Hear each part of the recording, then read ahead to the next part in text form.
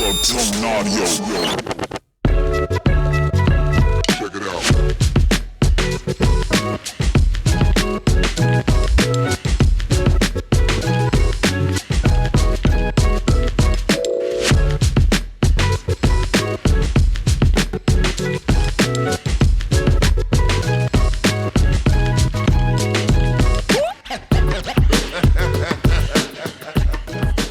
Organic Climbing is the official sponsor of Sends and Suffers podcast. And if you didn't know, now you know.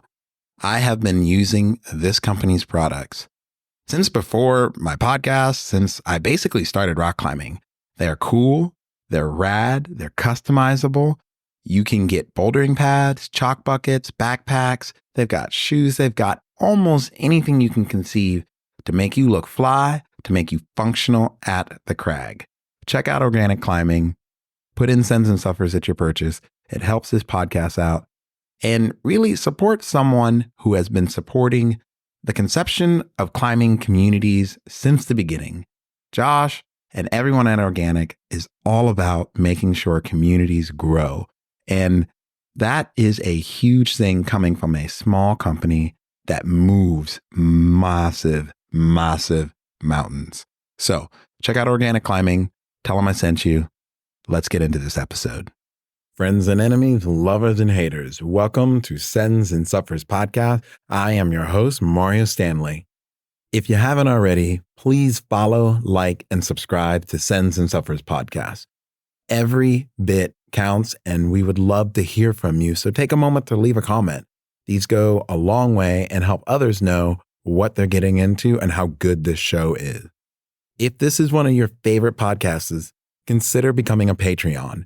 For as little as $5 a month, you are investing in Sends and Suffers podcast, and it's like buying your boy a taco, hanging out, and getting to know the good that is coming your way. Monthly recaps, early show releases, and all the other cool things that we do. Thank you so much for listening to Sends and Suffers podcasts. Breaking news, we have t-shirts. Brand new Sends and Suffers t-shirt drip is out. If you have not gotten yours, please message me. I will get you all the details on social media. Email me at sendsandsuffers@gmail.com and get yourself looking fly, because it does make the suffering easier when you are in the right drip. And if your suffering's easy, then your sends will be too. Today's episode is a little different. It is a recap of a conversation of my time at the Indoor Climbing Expo, which is an event that is open to the general public, unlike a lot of climbing and expo events in the outdoor world. This conversation was an NGO conversation. It was the SECC, We Climb, and the Global Climbing Initiative. Myself, Kendall, Megan, and Caleb were all there chatting about our respective industries that we work for and that we are passionate about. I hope you enjoy this conversation of NGOs talking about their business, how they got started, and where we're going.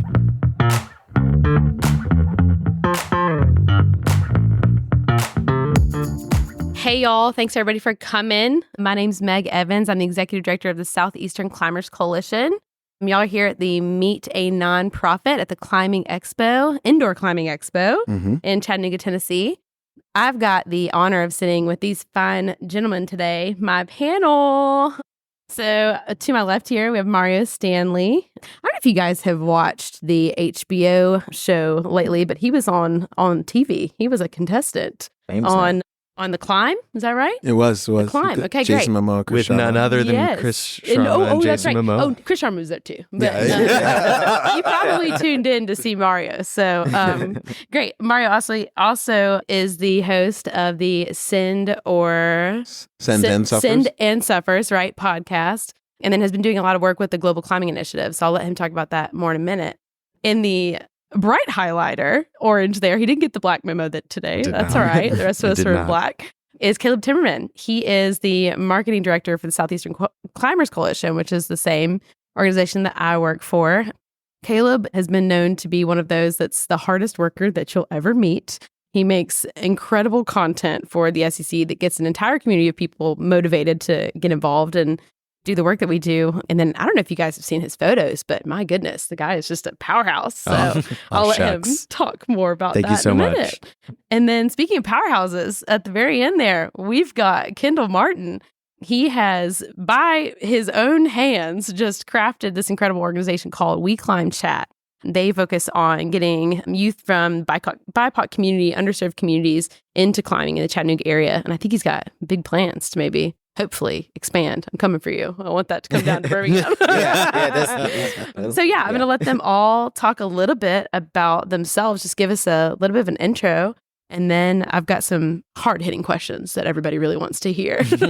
So let's start with you, Mario. Yeah. So Mario Stanley, I have been working with the Global Climbing Initiative. The Global Climbing Initiative's mission really is to help empower communities in developing nations or in developing communities in a way that they see fit for themselves. Essentially, a organization, a community, a person will reach out to GCI, Global Climbing Initiative, and they will start a conversation and start a relationship. And then we will talk to them. After a while, we figure out whether they need gear, whether they need education, whether they need services, whether they need just introductions. But GCI's mission is to empower them to take hold of their own future. Awesome. And so that's the big thing. And so myself, Genevieve Walker, Scott, and Liz Adende, who is part of Climb Kenya, which GCI, that was one of their first initiatives to help in Africa. We went down to Malawi, Africa. We were there for a month. And in Malawi, climbing has been established for the last 40 years, but it's mainly been bolted and developed by foreigners us. And so we spent a month teaching them how to guide, how to mentoring them, how to bolt, how to do route setting. And Genevieve and myself, we have committed to the next 4 years going back and forth, because what we don't want to be is athletic colonialism. We don't want to come in, we did a thing, great, look at us, this is fun, and then we're gone. And so we're currently working on a documentary that will be released. The release date is currently right now is February 23rd. On my calendar. Yeah, it's on the calendar. It will be, the showing is going to be at one of a local gym in DFW. Cool. And then we are going to be doing tours throughout the country to raise money to send myself, Genevieve, Scott, and everybody, the whole team back, so we can keep our promise of continuing mentorship and working with that community to know what they need. And we feel like one of the best things to know in order to figure that out is to be boots on the ground. And we were the first team ever to be sent out by GCI. Most of the stuff is done just through distribution, through gear, and through relationships. And so that is the Global Climbing Initiative in a kind of a nutshell with my experience with them. I'm going to go ahead and pass the ball. Thanks for that. Yeah. Top that, Caleb. Go for it. Man, I just think it's so cool how you began that with describing the intent for empowering locals to do their thing and giving them the tools that they need because they are the most knowledgeable about what their needs are. Absolutely. And it made me think a lot about the work that we do at the Southeastern Climbers Coalition, because we work in a fairly large area. We work in 3 states, Tennessee, Georgia, Alabama. And we've been an organization for 30 years. But I think a really key component to the sustainability of our organization is empowering local climbers to safeguard, steward, and care for their local climbing areas in their cities, in their counties, in their regions. We have primarily been a volunteer organization for 30 years. We've only recently, in the past 5 years, had paid staff. And the reason we've been able to operate for that long at that level is because of an individual who comes to the SEC and says, hey, I care about this climbing area. I want to do something about improving access. I want to do something about cleaning it up for the community. I have the energy to put into this. Help me. And then we have the resources to help them, whether that's funding for gear, for bolt replacement, whether that's knowledge of how to clean graffiti off of a boulder. We get that question a lot. That's how, That's big. I didn't think about that. Yeah. So all that to say, I piggyback off of what you said. Like that is the sustainable strategy. That is how you impact a community, whether it's local or international, is empowering individuals who have the fire to do it and who care deeply about their local climbing area. Yeah. So I'll circle back to the original question. I'm Caleb Timmerman. I'm the marketing director and chief stoke officer of the SEC. I've worked for the Southeastern Climbers Coalition for almost 3 years now. Is that the official title, Cheap Stoke? It is my given title. Yes. Okay, I just want to my make self-given sure. title. Yes. Can I see that on a plaque? It's not or on on a business card, but it's on his social Yeah, media. yeah. I say it enough that people know it. Yes, people know it. I donate, so can we put that on his business card? Yeah. When you donate, you can specify, and it goes into what's called a restricted fund. That's right. And it can only be used for that. So, Don't Mario, give him any next time you donate Done. to the SEC, can't wait for that Where's to my come into my inbox. It'll be great. So my work with the SEC primarily is around communication, education, and just rallying the community together at every opportunity when we have a cause to do so. So whether that's trail days or fundraisers, I make sure that the community knows about it and comes together to, take care of our Southeastern sandstone granite. Great. Yeah. Hit it, Kendall. Man, that's a lot of pressure. I mean, honestly, Well, dude, I think you're this ready is a for the solid challenge. trickle. I was good. This is a solid flow. Like You are the worthy. river of life is flowing, my So brother. just kind of like start off is crazy, like hearing how long each and everybody's like organization's been around, because we're a very, very new. Yeah. I started my organization in college, but Mhm. hearing about like an organization being around for 40 years and 30 years, it's like that's where we want to be at a certain point, where we're able to be sustainable and continue to grow things. Like I tell everybody I meet, is like I want to go to the point where I'm not needed anymore. Like I can go off into like the sunset and we climb is still a thing, right? We're at the point now where we obviously have to have a lot of boots on the ground, where we're doing a lot of things. And then also, just quick side note, athletic colonialism, that is a bar. That was crazy. I was like, I'm gonna use that. It's yours. Yeah, that's yours. that's It came another, up like, honestly that is his in gift the to moment. you. Genevieve and I were talking, and it just like flowed out. And Yeah. Genevieve stopped, and she was like, Oh, "We just whoa. did a thing." I was like, I'm gonna use that. Please do. It's yours. Especially because in No our, I guess licensing this is a needed. good transition a little bit. And with what We Climb does, it's easy to kind of do that, right? Mhm. I mean, you see it at like local schools where there's coaches like recruiting everybody and all that type of stuff, which is great. Have a Mhm. sports program, that's awesome. But if that's the only thing you're providing to these kids, you're not providing them anything. Because say a Mhm. kid breaks their leg, what are they going to do after that? Mhm. Yeah. And Mhm. experiencing like just as climbers in general, we get injured all the time, and there's a moment where there's a lull in your life and you're just sitting there and maybe not be talking to friends as much or whatever, and you're just wondering, oh, my entire life was climbing for blank years, what am I going to do now? Mm. I mean, and so kind of bringing it back to what We Climb does, we don't fix any broken legs, but Broken what hearts are fixed. we do is like our mission is using climbing as a tool to introduce kids to the outdoors. I tell people all the time, if you take a kid outside and they say, man, I absolutely hate climbing, this is the worst thing I've ever experienced, we're like, that sucks that you don't like climbing, but it's amazing that now you know you don't like this thing. How about you You try had the try opportunity. mountain biking? How about you try this thing? Mhm. It's literally to show them that there's a world within within the outdoors in general. Mhm. I want to have begin mountain biking if it wasn't for climbing. I want to have learned about paddleboard. I want to have learned about a lot of things if I didn't go outside and climb. Mhm. Just because the people within the climbing world do a lot of different things. And so, like I said, that is our mission, but there's plenty of other things that we try to Mhm. do and introduce to our kids. And just naturally, the way our program works with us partnering with programs and schools and all that type of stuff, we're naturally diversifying the outdoors. And so it's very weird because people always ask, like, how do you diversify the outdoors? I want to say it's not that difficult, but it really isn't. You look at where they are and you go there. Mhm. So I had to mention, a lot of people are kind of scared to go there. But like I said, with a lot of the programs we work with, they're naturally doing what we want to do as well, Mhm. but in another facet. So like one of the organizations we work with, Bridge Outdoors, they're basically kind of like an after school program that works with Delwood and East Brainerd kids. And their group of kids are just naturally diverse because of the school that there are. Mm. I think I'm not going to spit statistics because I've completely forgot all of them. But I do know that like there's a large BIPOC population at Brainerd and Delwood. And so Mhm. because they're an after school program that takes kids outside, they naturally do that. And so they reached out to us to say, hey, we heard you take kids climbing. We want them to do that. And so that's kind of like a little bit of what we do and kind of how we do Great. make outdoors diverse in a very simple format as I of know. right now. And such a big thing to be talking about. Mhm. Y'all were all kind of talking about where you are now, where you dream to be, and that got me thinking about. I love to hear about the origin story. How did it begin? Take us back to the beginning, right? Yeah. Of how that kind of came to be. So I'd love to hear you guys elaborate a little bit on how the organizations, respectively, that you all represent got organized and how they got activated, how they began.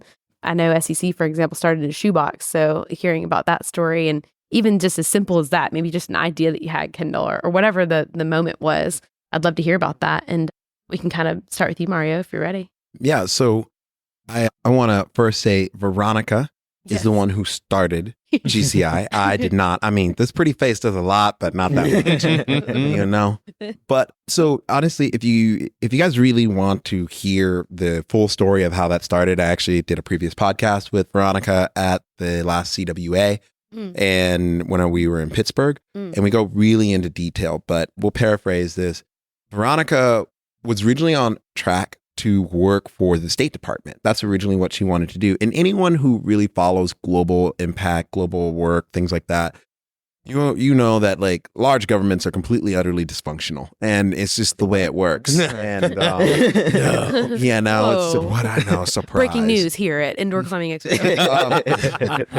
And we so, cracked the case on international global Mario, politics. Go ahead. We got you. Sorry. and so in that conversation, one of the things that she came to realize that like if she wanted to have legitimate impact, working in the State Department, you would either have to be at the very top of the food chain. I mean, extremely top, like next to the homie himself in the White House, or you have to have you're probably one of these billionaire donors,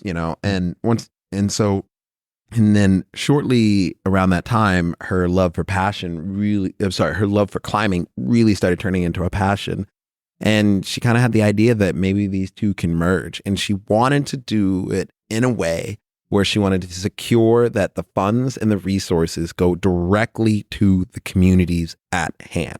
Let's cut out the middleman as much as possible, or let's make the introductions as much as possible. And I think that was something that was immensely important to her. And then she started cultivating a team of people, some people based here in Chattanooga, some people based in California. Most of the team operates remotely. And she found people that kind of have this shared vision. And then through a lot of tenacity, gall, and gumption, she now runs a very young nonprofit that runs with a decent budget and operates, don't quote me on this, but it's either we'll quote you. 26 or like 32 countries. Ooh. Like GCI has, They're making moves. they make money moves, Yeah. Playboy, money moves. I'm telling you. And that was one of the things that blew my mind. And I was like, how do you operate that in so many countries? And it blows other people's minds too. But I think also too, this kind of goes back to what we were talking about in the beginning, in the introduction. It's like, we're operating in the capacity that these communities need the resources. Sometimes the resources is really just a bunch of approach shoes so they can go off because they have access to drills. They have access to bolting. But they don't have access to appropriate footwear. They don't have access to drills. Or they don't have access to but they can do the rest of the work. And that qualifies as work. And I think the thing that I was so gravitated towards with GCI is you're really putting the power in the community's hands. And that is the origin story of them. They want to empower communities to do what that community needs to do. And who are we in America or any other, first world country, whatever you want to call it nowadays? Who are we to determine what is the work? We have no right, and we just got to get out of the way. Our job is to facilitate. And I think that in a nutshell is like how GCI got started. I'm sure there's a lot of other details that I left out, and You can plug the podcast again. Yeah, just listen to the episode. I don't remember exactly which one it is, but I'll pull it up in a minute. And plug the documentary because Veronica does a just bangerang job. Love that. in being interviewed for the documentary. Yeah, because I keep on forgetting about. I've been so busy like staring at this documentary so much, You're but so close to it that so way too close, but not close enough. But yeah, she goes into that in the documentary that we're releasing. It's going to be called Climb Malawi, but she goes into the details of like how this organization started and what we're trying to do. And I do believe like what Genevieve and myself, Scott and Liz did is kind of the pinnacle of what they're wanting to do. And I do know we want to do more of it. But, you know, this is something that I kind of wrestled with actually, and just kind of go on a side note, and I'll stop after this. But I wrestled with this a little while ago because like we were having a meeting where she's like, you know, we really love this documentary that you're doing. We really love this work that you're doing. And we really think this is something really valuable for GCI. And I was like, cool, this is excited. I really want to do this in other countries. I really want to do this thing. And then I remember after I got off the phone with her, I was like, I just switched. I started now talking about what I want to do in other countries. And I just switched. And I was like, I think what I need to do is, and this is something that's important to me shooting my first documentary, I want to go into this with the skills of like understanding that I don't know everything. And so I am bootstrapping it and I am kind of figuring it out as I'm going along, knowing that that's probably how these other countries want to do. And what I really want to do is teach them how to produce their own documentary, produce their own thing. You have a second origin there. And just like, but like, I have to remember to get out of the way. And I think that's like, it's a really hard thing for us to do when we're a country, when we're a community of givers. When we're a community of givers, it's really hard for us to get out of the way. Step aside. And so that's just like a little random tidbit on the whole thing. But that's kind of how the organization started in a nutshell. And now I think they are the nicest 800-pound unicorn in the room. Nice. Caleb, I know, you know, for everyone's benefit, would love to hear you talk a little bit more about how the SEC got started right here in Chattanooga. Yeah. So the way I always tell the story of the origin of the SEC is kind of a two-part tale. So part one is here in Chattanooga, there's a climbing area called Sunset Rock. It's basically at the pinnacle of Lookout Mountain, and it's known as pretty incredible, high-quality trad climbing area, has been climbed for many years, but in the early 90s, we started to have access issues because local residents had this impression of climbers as riffraff and troublemakers and didn't want them around, basically. So they... I don't cause trouble, but I like being a riffraff. Yeah, riffraff. Can that be my rap name? Yes. That is my gift to you. So local residents started advocating for closures to prevent climbers from recreating at Sunset Rock. And climbers didn't like that. So we responded with, what do we need to do to show you that we are good stewards and deserve to be here, basically? What do we need to do to show up and earn our right to be here? So Sunset Rock is on a national park. It's managed by a national park system. So the national park rangers basically said, show up for trail days. Kind of like help us build out this area and that'll show us that you guys actually want to be here. And so people showed thousands of hours of volunteering, so much so that we basically earned the good graces of the National Park Service and the rangers. And so they basically went to bat for us and said, no, like, this is a legitimate user group. They deserve to be here climbing on this mountain. So that was in 1993. Fast forward, after this initial rallying of climbers together, like them realizing, oh, like we can be effective as a group when we come together. That was kind of the birth of the SEC as an organization. Fast forward to 2001, we have a climbing area in Atlanta, Georgia called Boat Rock. Classic granite bouldering in the heart of one of the largest metropolitan areas in the world. It's just smack dab in the middle of this residential area. And it's been climbed for decades. There's a rich history of outdoor climbing competitions there. But in the early 2000s, a developer bought up the property and started destroying the boulders, literally with dynamite. There were explosions and there's heavy machinery tearing these boulders apart. And the climbing community, again, rallied together to say, this is not okay. These are precious to us. We value our recreation and our climbing here. What can we do to protect and save these boulders? So at the time, they tried the strategy again of working with them as a partner, working with them and trying to work out a deal, but the developers were not interested. So it came to a point where the only strategy left was to just buy the property outright. And that was something that had never been done before by any local climbing organization. And so there was really no template for how to move forward. So the Southeastern Climbers Coalition came together and said, all right, we're going to fundraise and we're going to protect this boulder field by purchasing it. And we were successful. We bought our first property ever in 2001, Boat Rock. And so that really solidified us, I think, in our mission of we exist to preserve access to outdoor climbing in the Southeast for present and future generations. And that just started this snowball effect of, all right, how do we recreate this in climbing areas throughout our region, Tennessee, Georgia, Alabama? So the early founders of the SEC basically had a shopping list. And in the decades that have followed, we've slowly chipped away to create sustainable, professional, safe access to climbing all over, bouldering areas, sport climbing areas, trad climbing areas. And we've just kept up the work till today. Mm-hmm. Kendall, I am very excited because I don't actually know if I've heard this tale on how We Climb really started. Really? I don't think I've actually heard this. And so I'm really excited to hear it. Yeah, And so thanks, Caleb, for that. It kind of all started off as like a school project, loosely. Yeah. Good job. Yeah. And so obviously the intention of the school project wasn't to start an entire organization, but the project was to find an organization in your community that's doing good. And my major was marketing. And so it's like create a marketing plan for that organization. And it was like a PowerPoint and all that type of stuff. And so there's a school called Chattanooga Preparatory School in Chattanooga. And their mission basically is to have mentorship is basically the central theme of their organization. So every kid at that school has a mentor that they can go to and talk to.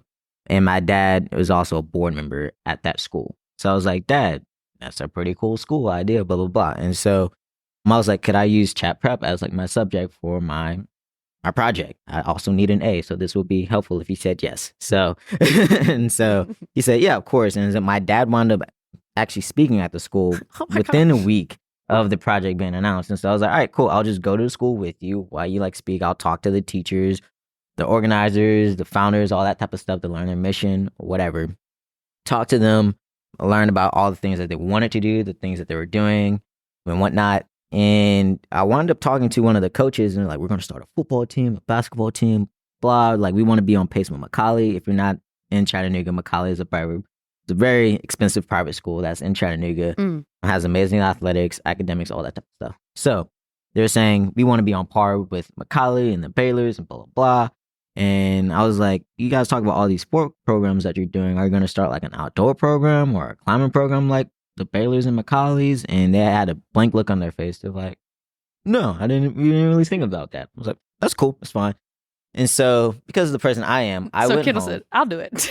yeah, basically. And so I went home. I created an entire business plan that was, I don't know, however many pages long of how I was going to start an outdoor program at Chattanooga Preparatory School. I looked at the business plan. I was like, this is not really an outdoor program anymore. This is basically an organization. But I still went to Chattanooga Preparatory School. I was like, hey, I created this business plan on how I can start an outdoor program after school. They're like, that's cool, but we don't really know you. And also, like, it'd be kind of weird if we don't really know you and you're taking our kids out climbing. I do remember you outdoors. telling me that. Yeah. And so I was like, that makes sense. I'm not mad at that. And so they're like, you need to get a whole bunch of stuff together before you're able to take our kids out. And so that's when I went through the process of like talking to a whole bunch of folks, learning that I need like an LLC, 501c. That is like everything. And funny enough, and y'all know Andrea, she was kind of helped the process of that because she was executive director at the time of the SEC. And so had a meeting with her, like I had previous meetings with a whole bunch of other folks because I wound up picking a lot of people's brains of how do I start an organization? I have no idea what I'm doing. I'm only 22. And so everybody like had a whole bunch of meetings. I had a meeting with Andrea, fantastic meeting. And she was like, we're going to do this, this, and this. We're going to set up a donation page. I was like, this is great. But I was like, every other meeting is probably not going to happen. Within a week, she had our GoFundMe page up. I was like, well, people are donating now. I'm getting people's money, so I kind of have to do something. So I was like, all right, cool. And so we went through the process of getting an LLC because, like I said, I didn't know how much money it costs to start a nonprofit. And so created an LLC. And also before that, too, just to kind of get the ball rolling on our entire organization, I took my little brother, Kingston, out. which I think all of you guys have met. Mhm. He's a very hard kid to not forget. So Uh-huh. I wound up taking him out climbing to like Synergy outside or whatever. And people were like, oh, who's this kid? I was like, he's a We Climb kid, not my little brother, wink. And so through that process, it kind of had me learn a lot of things because there's a lot of times I messed up with him, but Sure. luckily it was my little brother. So I can mess up with my little brother versus somebody else's kid. So like, You're my guinea pig. Yeah. yeah. So like a very good example is that his parents don't allow him to eat pork. I completely forgot about that. And so we wound up getting breakfast and he ate bacon because he was like, I want some bacon. I was like, yeah, that's fine. And then I take him home. His parents are like, oh, so what did you eat for breakfast? He was like, bacon, eggs. They're like, what? And I was like, Oh, no. Yeah, they're like, Kendall, you're lucky that Write we that love down in you, your journal.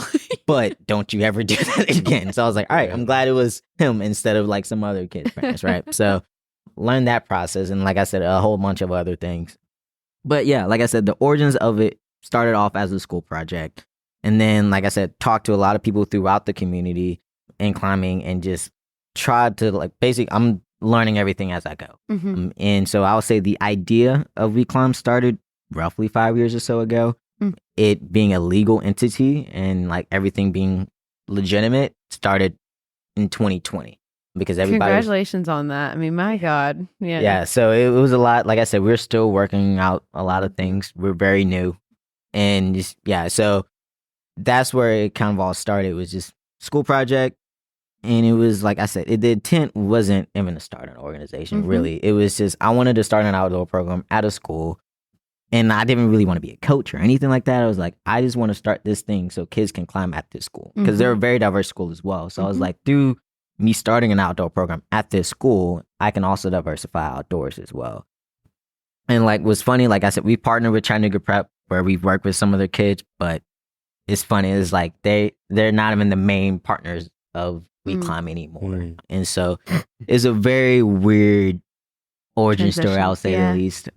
Because like I said, and funny enough, if I would have known about it transitioning to an organization, I probably would have given this idea to somebody else and said, hey, could you do this thing that I think is awesome? Who has like all the expertise and all that type of stuff. But Mm. Oh, I think you're doing a great but yeah, like I said, it's cool going through like the learning process of how to start an organization, the do's and don'ts and all that type of stuff.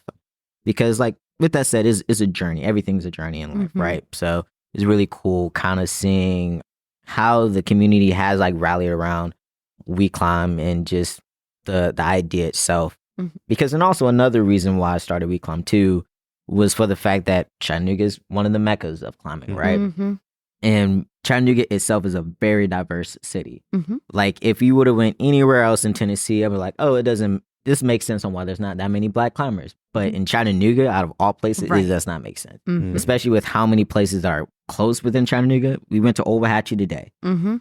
5 minutes down the road from where I live. Mhm. And so with how close everything is here, how diverse Chattanooga is, it just does not make any sense. Mhm. And so, and then when I was starting the process of like researching nonprofits and organizations, when I looked up climbing organizations that take kids out climbing, basically, I looked at it and I was like, there's no organizations like this. And we're in, at the time, 2020. agree. I was like, Right. this doesn't make any sense at all. Yeah. It's like you see on Instagram posts all the time, diversified outdoors, Right. but like nobody's doing Nobody's it. That doesn't doing make any it, sense. right? Mhm. Yeah. Mhm. And so, or at least not in, like I said, there's other larger organizations Right. that have their But mission. in your of that. community, in your town, nobody's doing it. I was like, that doesn't make any sense at all. Right. And it's like, I'm not the strongest climber. I'm not the best climber at all. But I was like, there wasn't anybody with some sort of like reputation behind them. They're like, we're going to push this. Yeah. So I was like, Mhm. I'm going to talk to as many people as possible. Mhm. And so that's kind of how it all started. I can't help but see a very common theme here between the organizations where there was kind of this one individual or one person that kind of sparked was the catalyst for kind of incredible change. And so that makes me wonder about how you all got involved, not only in climbing, but then also kind of got involved with the organizations. So, I mean, Kendall, yours is pretty clear cut and dry. You are the organization. But I would love to hear you guys just talk about how you got into climbing and how that morphed into wanting to do something beyond just climbing. I've Mhm. always kind of said for myself, when folks ask me, like, what does it mean to be a good climber? I don't think about grades. I think about the ethics. I think about how I'm giving back. I think about that portion. And so I'd love to know how you guys got into climbing and then how it morphed into this give back mentality of kind of improving your own communities. Okay. I first want to give a big shout out to the hustler, Andrea. Yes. Because We all just real quick. Just because like I met Andrea a while ago at the International Climbers Festival, and she is a phenomenon, and I'm sure she's probably enraged at me bragging about her right now. But I think who snitched? I think she's probably one of the most underrated sleepers in the advocacy community in the world. And I don't care what anybody else says or that, because she helped me a lot in like kind of like really kind of forming a little bit of more business in my podcast. She's helped with you. I know she's been a big influencer in your life. She hired me. Yeah. Like, so like, I just, she told like, me to apply. I just want to go ahead and say, like, if we erect a statue for her, it should be done. But like, if there's and if any- everyone's not up to date on their Access Fund membership, because Andrea Hassler works for the Access Fund, so Yes. go ahead and Yes. up your membership with the Access Fund. So yeah, but with that being said, I just felt like once you said that, and I was thinking about you, and I was like, this just has to be said All because of us are here because yes, yes, truly. and it's like, you know, and you just even said there's like reoccurring themes, and I think she's a person who's been thread through a lot of webs. Yeah. But with that being Let's said, hear about you. Yeah. I got into climbing. Actually, I got into climbing 'cause I took a girl on a date, and friends and enemies, lovers and haters, I hope you are enjoying that episode. And I know you hate me before I'm ending, but you know what would make that hate fade away would be a brand new t-shirt that Sends and Suffers drip, $30, $5 for shipping and handling. Shoot me a message and I will get that information out to you. And you gotta ask yourself, were you just suffering when I ended that? That means your send is so close, because if you're not suffering, are you really sending at all?